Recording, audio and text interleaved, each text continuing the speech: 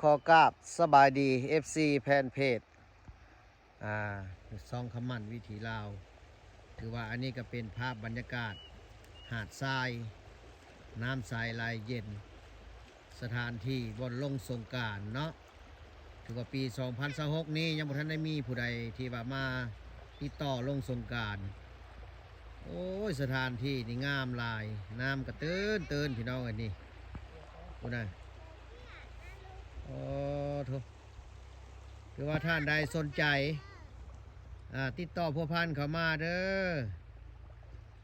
ทางการจะตั้งบานทานเนาะอันนี้สิเป็นหาดทรายเป็นหาดบานทานหาดนี่กว้างขวางทางลดลงถือว่าสบายเนาะสะดวกสบายลดลงมาฮอตลุ่มพี่เลยสถานที่ตั้งวงดนตรีก็อยู่ในประมาณนี้นี่แต่ว่ามันสิติดแคมน้ำเลยนะพี่น้องเอ้ยทางใต้นะก็จำเป็นขัวไม้นี่มีน้ำไหลผ่านขัวจมอันนี้สิเป็นขัวจมสถานที่บนลิ่นบนส้ม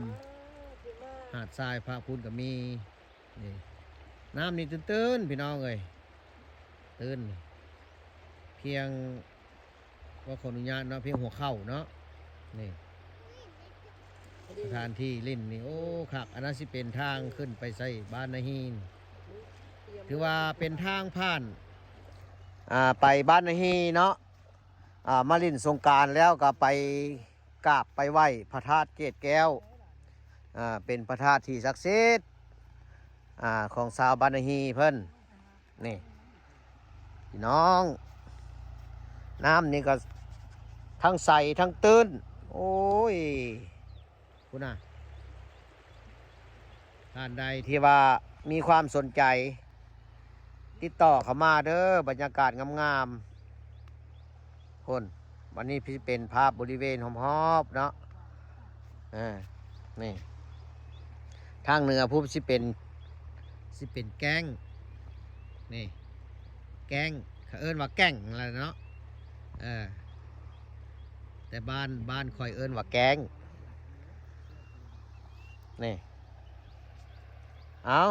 คือว่าท่านใดสนใจที่ว่ายังมาลงสงกรานต์ติดต่อเขามาแต่หัวทีเนาะFC แต่ละท่านแซ่ออกไปเด้อ